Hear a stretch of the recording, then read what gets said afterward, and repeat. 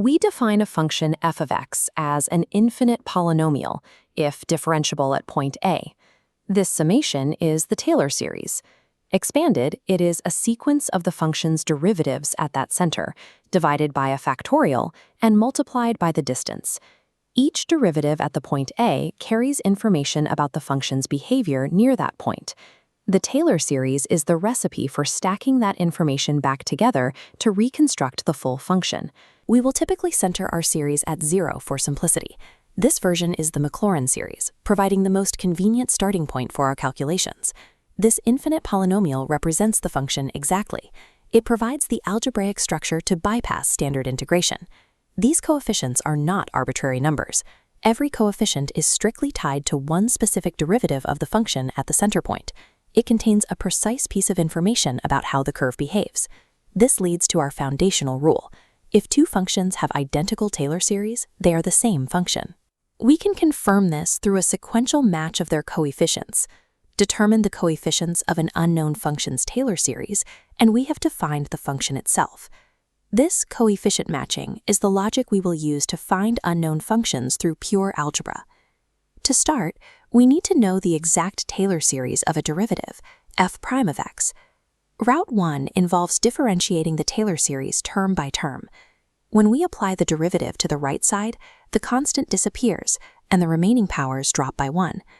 Because that first term was a constant, its derivative is 0, which shifts the remaining parts of the polynomial down one position. Our sum now starts at n equals 1. We need to perform an index shift to reset the summation so it starts back at 0.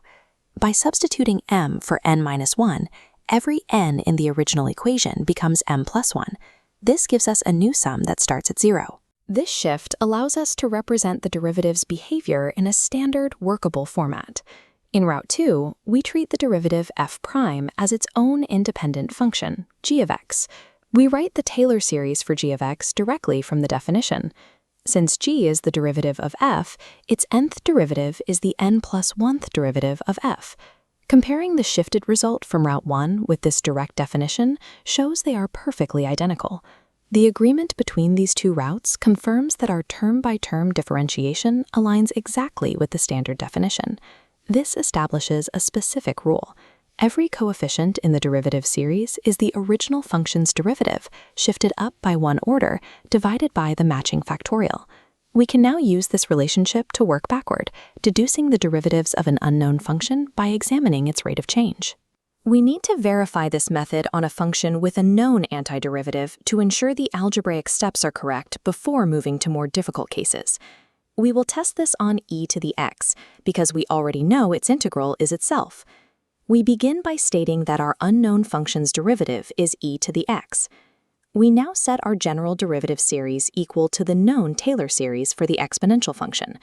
The powers of x match term by term on both sides of the equation. This forces their corresponding coefficients to be equal as well. This equality translates the abstract derivatives of our unknown function into specific, solvable fractions.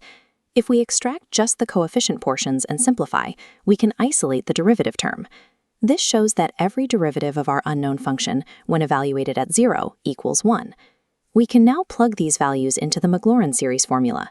This leaves us with an isolated constant, f of 0, followed by the rest of the terms.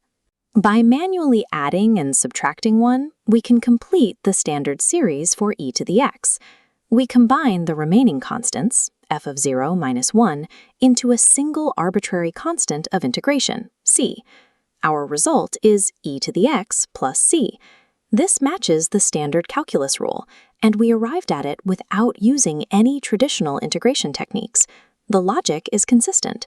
We can now apply this same coefficient matching to the Gaussian curve, e to the negative x squared, a function that resists standard integration. Every integration technique taught in a first-year calculus course is designed to do one thing: express an area using a finite combination of elementary building blocks. We learn substitution, integration by parts, and partial fractions, specifically to combine polynomials, exponentials, logarithms, and trigonometric functions into neat, closed-form answers. But in the 1830s, the mathematician Joseph Liouville proved a strict limitation to this approach. He demonstrated rigorously that some perfectly ordinary-looking functions have antiderivatives that cannot be written using any finite combination of those elementary functions. No amount of clever algebraic manipulation will ever produce a closed-form formula. The most famous example of this mathematical roadblock is the Gaussian function, e to the negative x squared. This simulation shows thermal energy diffusing smoothly outward from a central point, a physical process governed by the heat equation.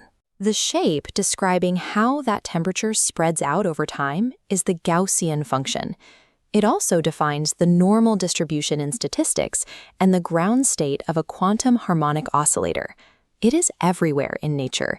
Yet, because of Liouville's proof, searching for standard algebraic tricks to integrate this ubiquitous function is a guaranteed dead end. To find its antiderivative, we have to abandon the standard calculus toolkit and build an entirely new approach. This graph plots a Gaussian bell curve. If you want the area shaded under the entire infinite real line, there is a famous trick involving polar coordinates and a double integral that proves the total area is exactly the square root of pi. But that trick has a severe limitation. It only provides the total infinite area. If you need the integral from 0 up to a specific finite number x, the polar coordinate trick is useless. It gives you no formula to calculate that bounded area. To find that missing formula, we have to reframe the problem. Instead of thinking about calculating an area, we write it as a differential equation. We are hunting for an unknown function, f of x, whose derivative is exactly the Gaussian function, e to the negative x squared. We are going to extract the exact antiderivative, not by integrating, but by writing out two infinite Taylor series and forcing their coefficients to match. By abandoning the search for a finite geometric area, we can hunt for the function's structural DNA directly, through its derivative. It is the only way to bypass the roadblock Liouville identified. This general Taylor series expansion represents the derivative of our unknown function at 0. The left side contains the specific unknown coefficients we need. To find them, we bring in the known power series for the exponential function, e to the u. Computing the Gaussian Taylor series from scratch by repeatedly differentiating e to the negative x squared is brutally complex. Instead, we substitute negative x squared for u in our known series. We simplify by pulling out the negative sign, creating an alternating series with the coefficient -1 to the n over n factorial, multiplying x to the 2n. Look at the resulting exponent, 2n. Because n is a whole number, absolutely no odd powers of x will ever appear. Now we merge our two sides, setting the generic derivative series equal to the specific Gaussian series. This is our master equation. The fundamental rule of power series is uniqueness. For these two infinite polynomials to actually be equal, the coefficient attached to every single power of x must be identical on both sides, term by term.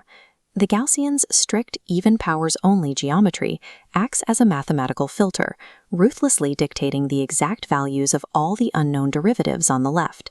We can break the analysis of this master equation into two distinct paths, tracking what happens at the odd powers of x and tracking what happens at the even powers. Starting with odd powers, we set our index m equal to 2n plus 1, stepping through 1, 3, and 5. On the left side, the coefficient multiplying those odd powers is the derivative term f sub 2n plus 2 of 0, divided by 2n plus 1 factorial. On the right side of the master equation, odd powers of x simply do not exist. Since they are absent, their coefficient is exactly 0. To enforce uniqueness, we set the left coefficient equal to 0, forcing the numerator itself to be 0. The complete absence of odd powers in the Gaussian series forces a structural absolute. Every single even-order derivative, the second, fourth, sixth derivative, and so on, must be perfectly flat at the origin. Now we shift focus to the second scenario. We define the even powers by setting our index m equal to 2n, stepping through 0, 2, 4, and so on.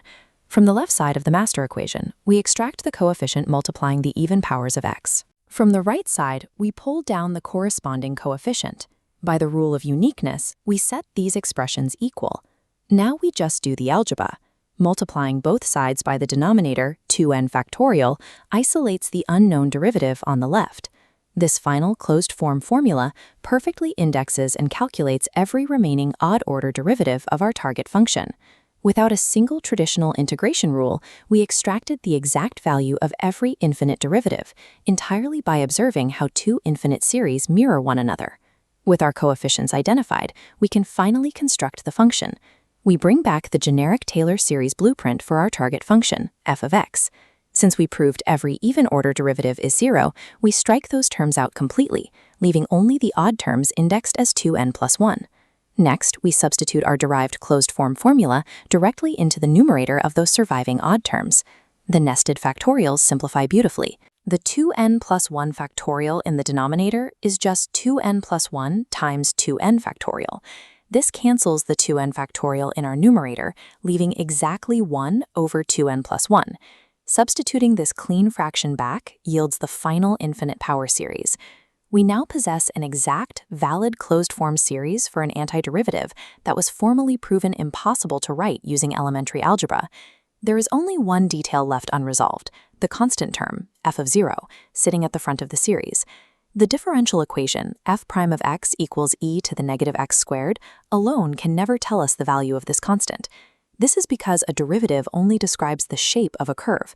Sliding that graph vertically up or down by any constant amount doesn't change its steepness at any point. So f of 0 is simply the required integration constant. We don't solve for it, we choose it. The most practical choice is to anchor the function to the origin. We explicitly set the constant f of 0 to be 0. By forcing the curve through the origin, our function now perfectly describes the definite integral of the Gaussian curve starting from 0 and ending at any finite upper bound, x. This specific function is a foundational pillar of modern statistics and probability. Up to a constant multiplier of 2 over the square root of pi, the infinite series we just built is the error function. Look at how this graph plots the first few terms of our series, x minus x cubed over 3 plus x to the 5th over 10, each term pulling the polynomial closer and closer until it converges into the definitive, smooth S-curve of the arrow function. We started with a function that blocked every standard calculus technique by refusing to search for an impossible elementary formula and instead demanding strict coefficient matching between two infinite series. The exact mathematical structure of the arrow function revealed itself.